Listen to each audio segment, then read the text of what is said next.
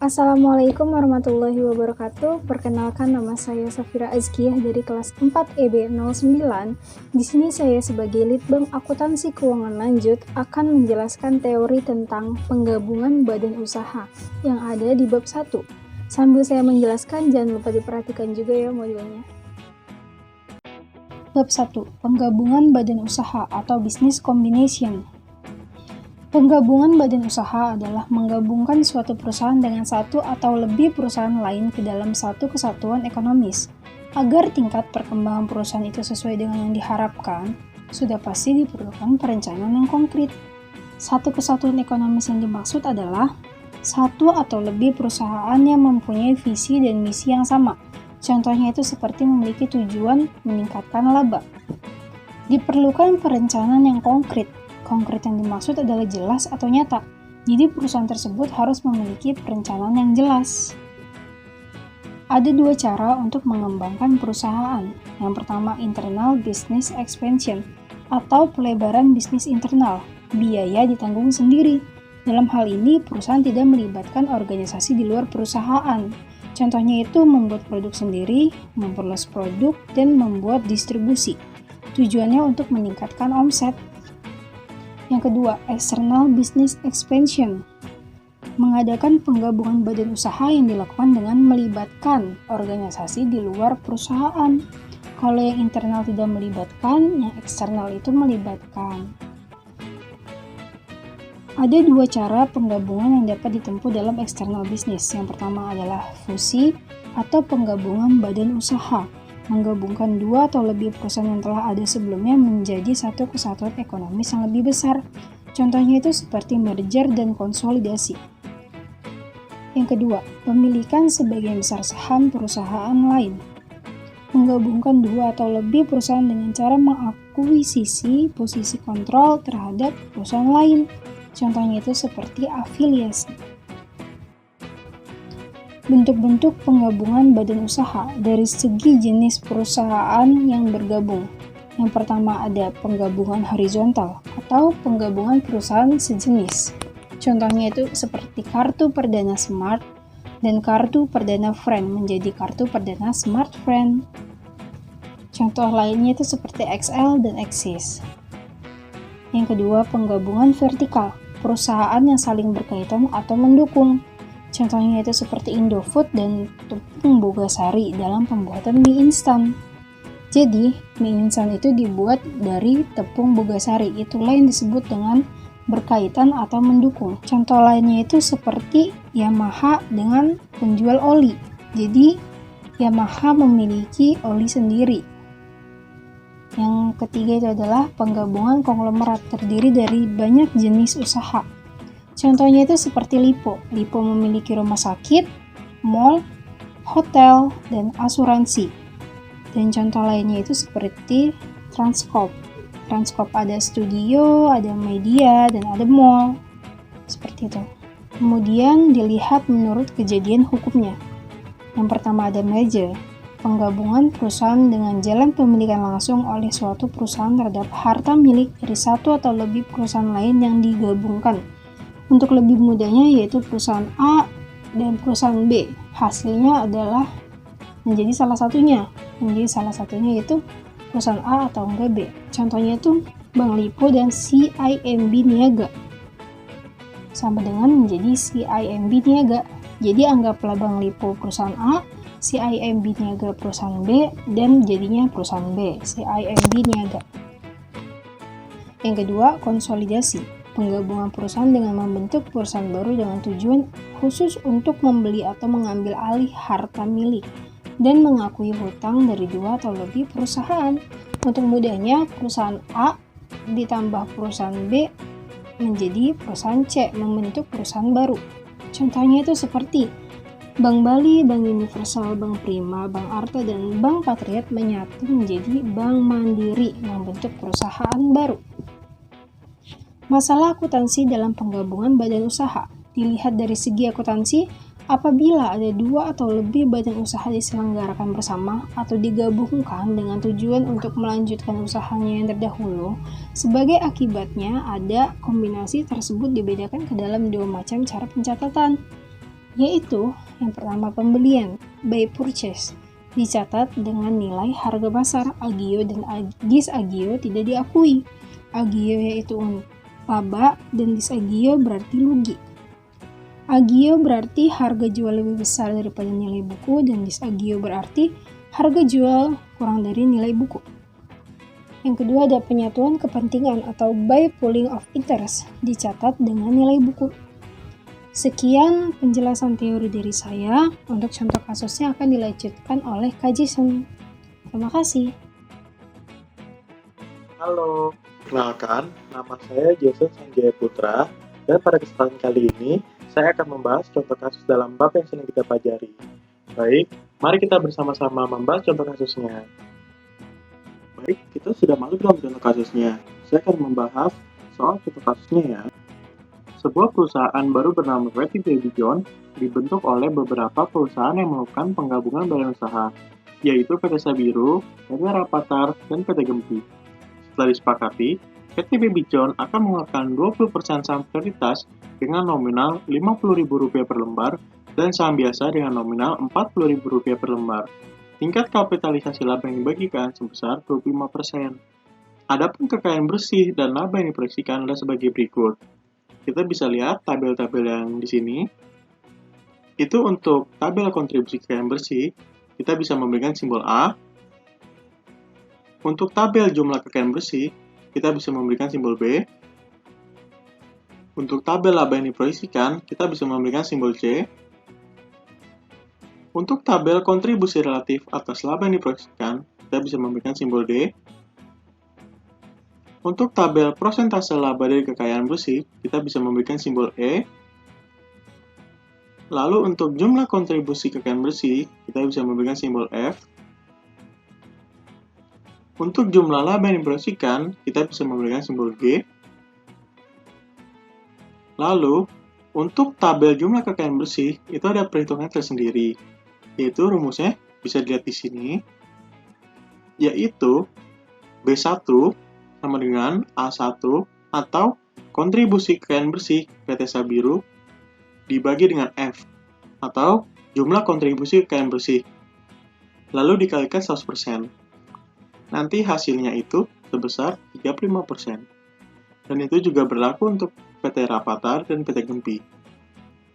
Lalu untuk rumus yang kedua, yaitu kontribusi relatif atas laba yang diproyeksikan, itu rumusnya D1 sama dengan C1, yaitu laba yang diproyeksikan PT Sabiru dibagi dengan G, atau jumlah laba yang diproyeksikan, lalu dikalikan 100%. Nanti, untuk PT Sabiru, hasilnya itu sebesar 30%. Dan itu juga berlaku untuk PT Rapatar dan PT Gempi. Lalu, untuk persentase laba dari kekayaan bersih, itu rumusnya E1 sama dengan C1, yaitu laba yang diproyeksikan PT Sabiru dibagi dengan A1, yaitu kontribusi kekayaan bersih PT Sabiru dikalikan 100%. Nanti hasilnya itu 45%. Itu juga berlaku untuk PT Rapatar dan PT Gempi. Sekarang, mari kita lanjut kepada jawabannya. Yaitu yang diminta, nomor 1, berapa jumlah lembar saham dan modal yang dikeluarkan. Untuk nomor 2, buatlah schedule pembagian laba setelah penggabungan. Sekarang kita akan masuk kepada tabel jawabannya.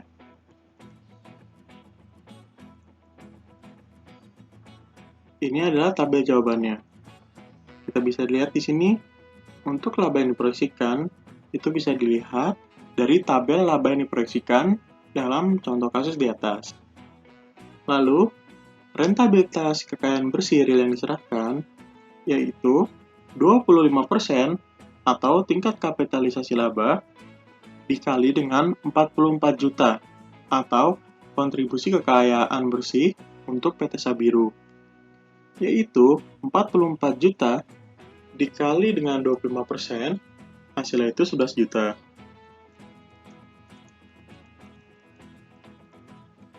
Dan itu juga berlaku untuk PT Rapatar dan PT Gempi, yaitu 28 juta dikali 25%, yaitu hasilnya 7 juta. Lalu untuk PT Gempi, 54 juta dikali 25%. Hasilnya 13 juta 500. Kalau sudah, ini laba yang diproyeksikan PT Sabiru dikurangi dengan rentabilitas kekayaan bersih real yang diserahkan PT Sabiru, yaitu 20 juta dikurangi 11 juta. Hasilnya itu 9 juta.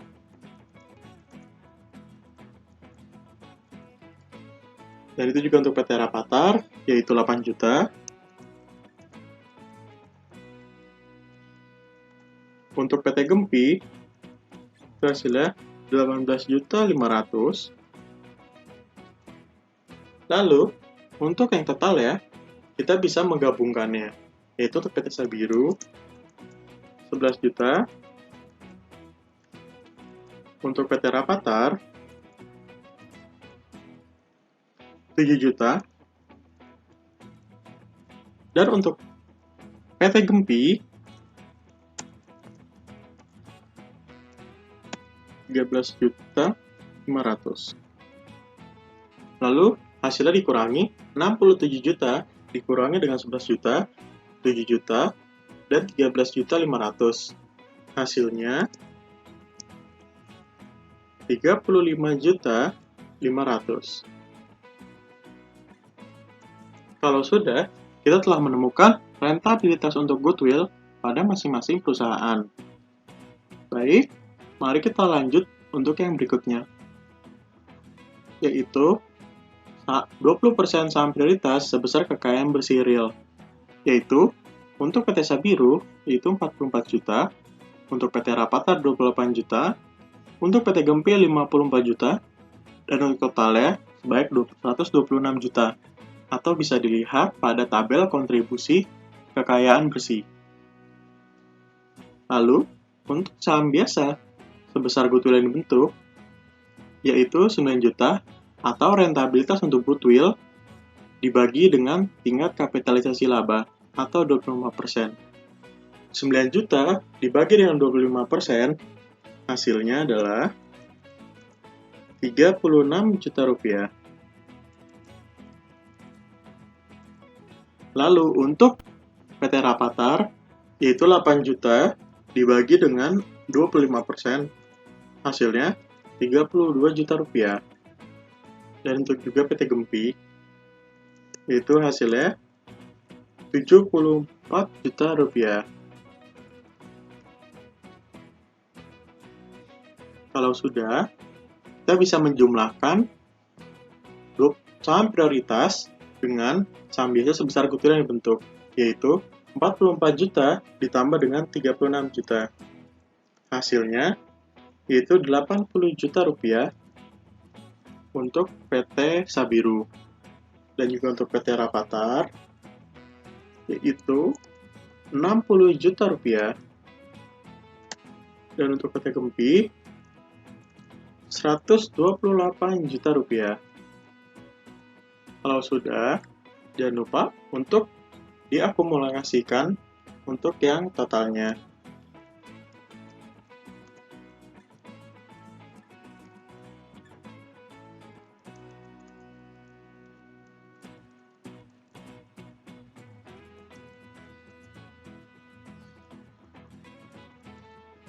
Lalu setelah diakumulasikan, hasilnya sebesar 268 juta rupiah.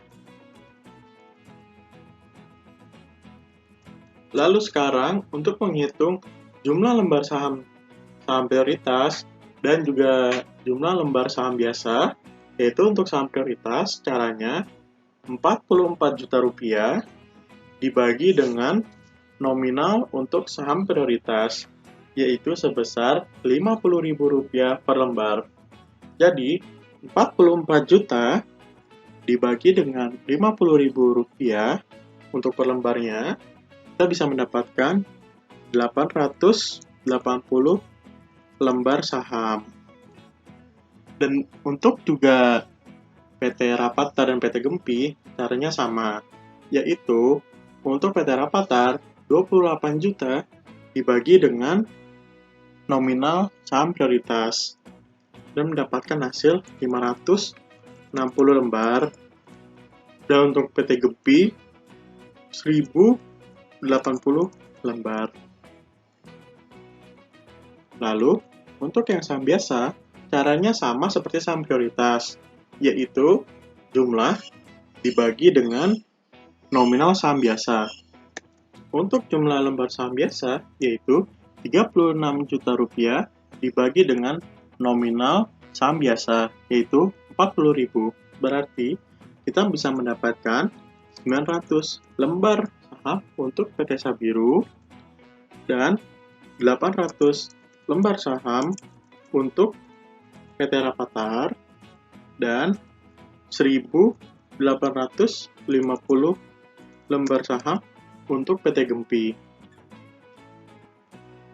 Kalau sudah, kita akan masuk ke tabel yang berikutnya.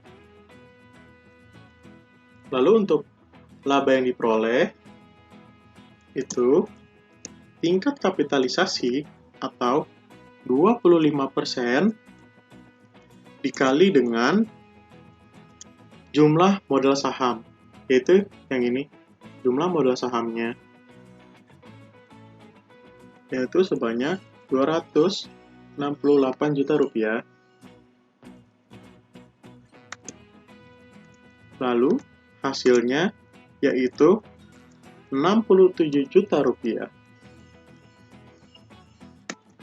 Untuk laba yang diperoleh yaitu 67 juta rupiah atau harus sesuai dengan jumlah laba yang diproyeksikan yaitu 67 juta rupiah. Untuk berikutnya, kita akan membahas tentang pembagian laba setelah penggabungan.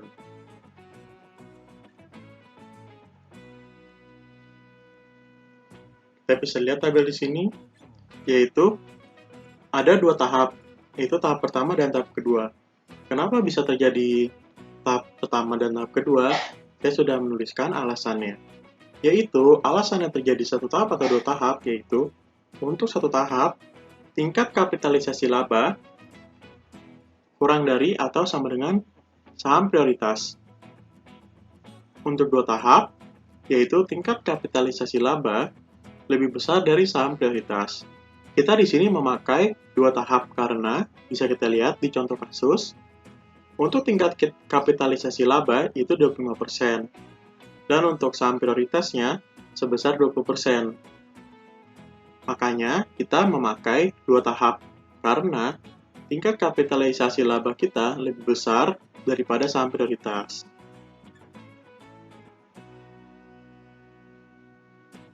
Oke, untuk yang tahap pertama, yaitu untuk saham prioritas 20% dari nominal. Saya sudah memberikan rumus untuk perhitungan tahap pertama, yaitu untuk saham prioritas dikali dengan kontribusi kekayaan bersih, yaitu 20% dikali dengan kontribusi kekayaan bersih dari masing-masing perusahaan. Untuk PT Sabiru, kita bisa lihat di contoh kasus, yaitu kontribusi kekayaan PT Sabiru sebesar 44 juta rupiah. Maka dari itu, 20% dikali dengan 44 juta rupiah, hasilnya sebesar 8.800.000. Dan itu juga berlaku untuk PT Rapatar dan PT Sabiru. Untuk PT Rapatar sebesar 5.600.000. Untuk PT Gempi sebesar 10.800.000. Yaitu totalnya 25.200.000.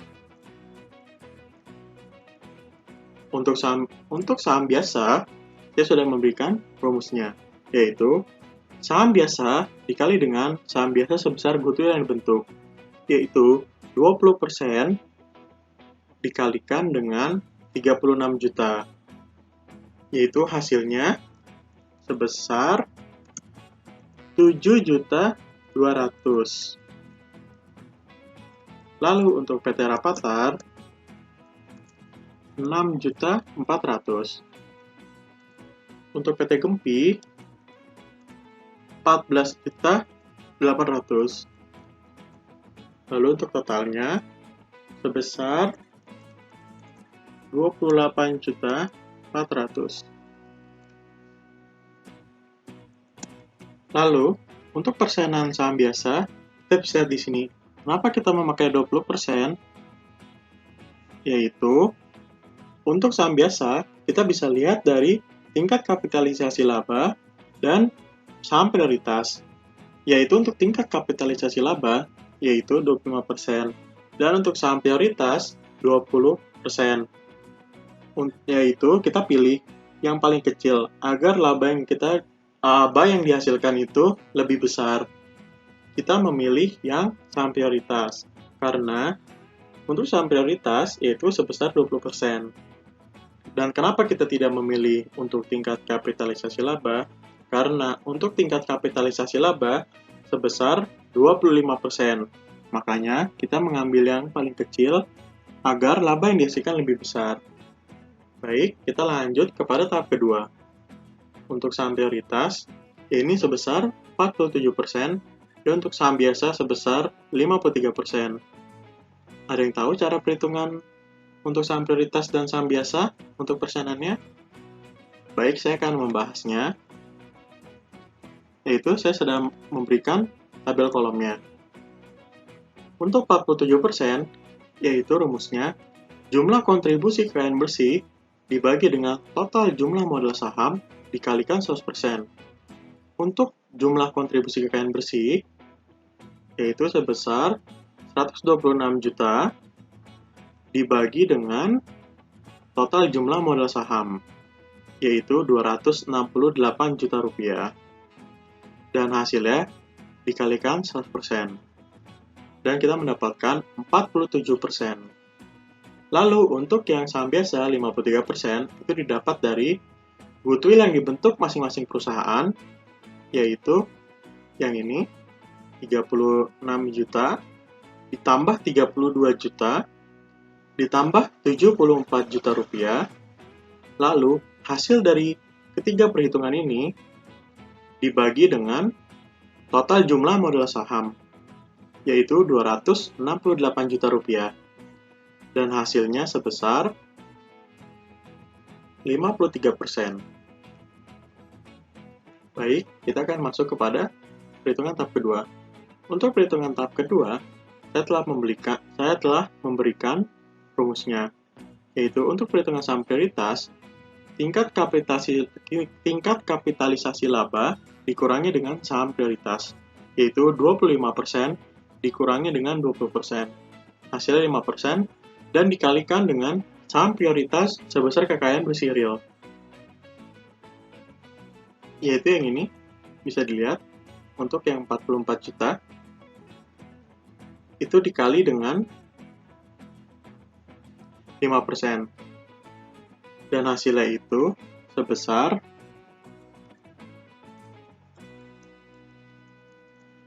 2.200.000. Dan juga sama untuk PT Rapatar.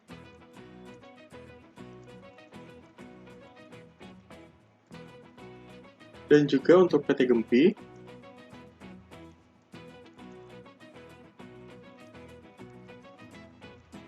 Kalau sudah dijumlah, yaitu hasilnya 6.300.000. Lalu untuk perhitungan saham biasa, itu untuk PT Sabiru rumusnya, tingkat kapitalisasi laba dikurangi dengan saham prioritas, dan dikali dengan saham biasa sebesar goodwill yang dibentuk, yaitu 5% dikalikan dengan saham biasa sebesar goodwill yang dibentuk, yaitu yang ini, 36 juta, dan hasilnya yaitu 1.800.000. Dan begitu pula untuk PT Rapatar. Untuk PT Rapatar 1.600.000.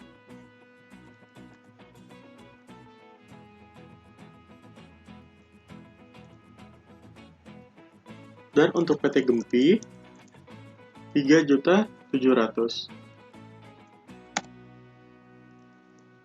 Dan hasilnya sebesar 7.100.000. Kalau sudah, kita akan mengakumulasikannya, yaitu jumlah laba setelah penggabungan PT Sabiru sebesar Rp20 juta, untuk PT Rapatar Rp15 juta, dan untuk PT Gempi Rp32 juta. Maka totalnya Rp67 juta. Lalu, untuk bagian laba sebelum penggabungan, itu bisa dilihat dari tabel berikut. Maka, untuk laba setelah penggabungan, hasilnya harus sesuai dengan jumlah laba setelah penggabungan.